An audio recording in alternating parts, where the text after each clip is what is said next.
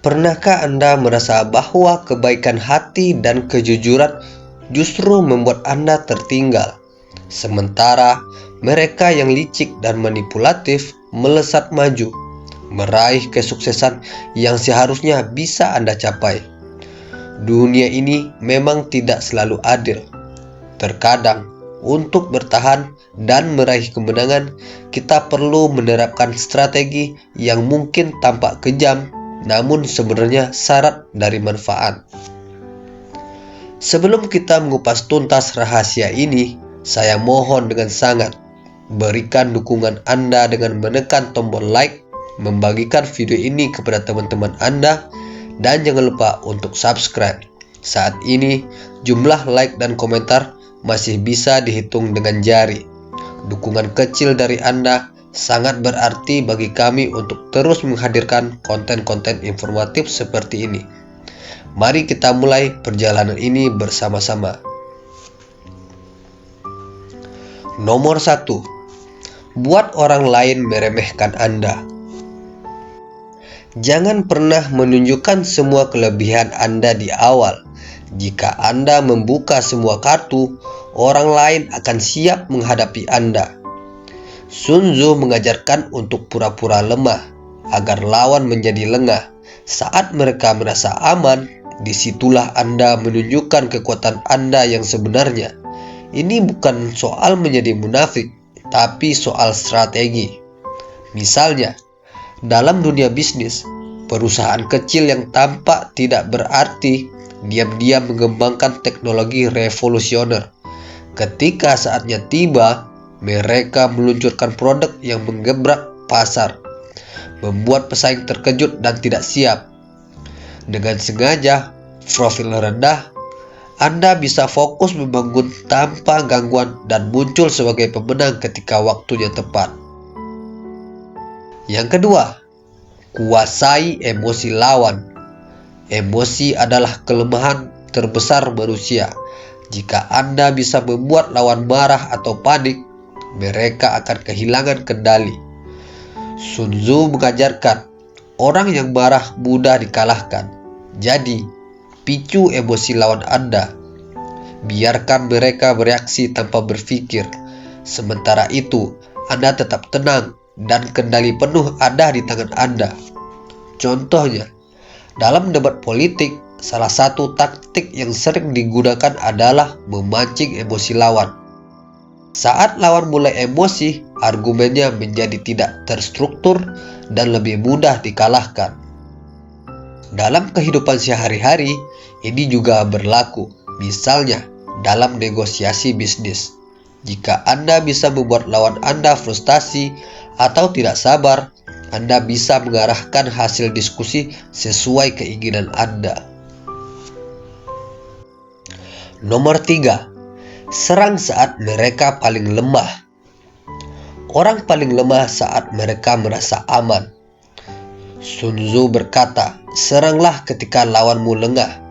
Dalam kehidupan nyata, ini berarti mencari momen tepat untuk mengambil kesempatan. Misalnya, dalam dunia korporat, perusahaan besar sering mengakuisisi startup kecil. Saat startup tersebut sedang kesulitan finansial, mereka menyerang saat lawan sedang lemah, memastikan keuntungan maksimal. Namun, hati-hati, serangan di momen yang salah bisa menjadi bumerang. Itulah mengapa analisis situasi sangat penting. Pahami kapan momen terbaik datang dan serang dengan tepat. Yang keempat, beri pilihan yang sebenarnya sudah Anda tentukan. Ini adalah seni manipulasi halus, membuat orang berpikir mereka memiliki pilihan, padahal semua jalan mengarah ke tujuan Anda. Contohnya dalam bisnis, berikan 2 opsi kepada klien, tetapi pastikan keduanya menguntungkan Anda. Misalnya, Anda menjual produk dengan 2 paket, 1 paket dasar dan 1 paket premium.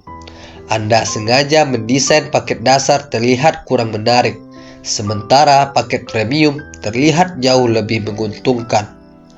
Orang merasa mereka memiliki pilihan, tetapi sebenarnya Anda sudah mengarahkan mereka ke paket yang Anda inginkan.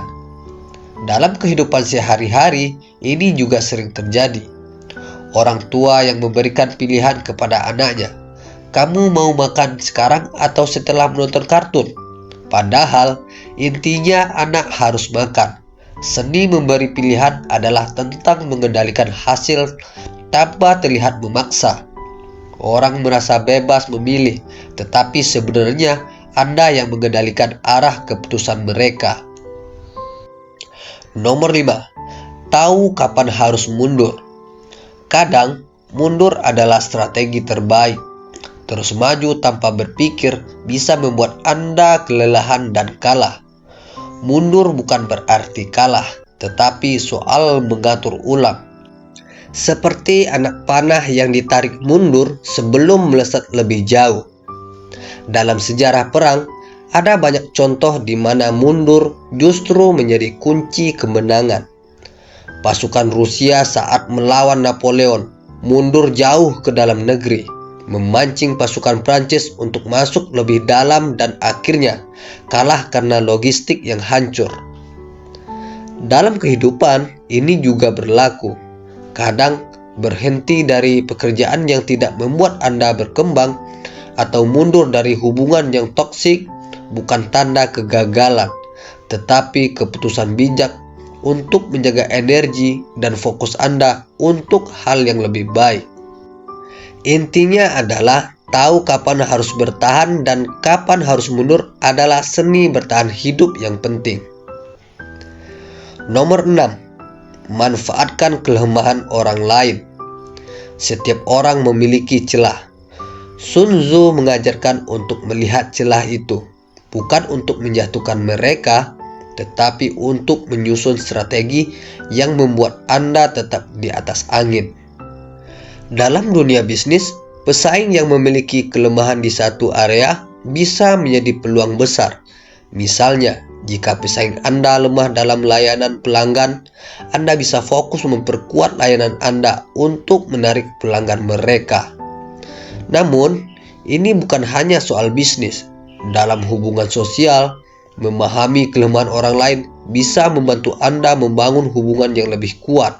Bukan untuk dimanipulasi, tetapi untuk mengisi kekosongan dan menciptakan keseimbangan. Memanfaatkan kelemahan bukan berarti menjadi oportunis. Ini tentang cerdas membaca situasi dan memaksimalkan peluang yang ada. Jadi, terlihat jahat kadang diperlukan, bukan? Tapi ingat, semua tergantung pada niat dan cara. Strategi ini bukan untuk menyakiti orang lain, tetapi untuk bertahan di dunia yang keras. Jika Anda merasa konten ini membuka pikiran Anda, saya mohon dengan sangat, berikan dukungan Anda dengan menekan tombol like dan membagikan video ini kepada teman-teman Anda. Dan jangan lupa untuk subscribe. Saat ini jumlah like dan komentar masih bisa dihitung dengan jari. Dukungan kecil dari Anda sangat berarti bagi kami untuk terus menghadirkan konten-konten informatif seperti ini. Komentar juga ya, strategi mana yang paling relate dengan pengalaman Anda. Saya tunggu jawabannya di kolom komentar. Terima kasih.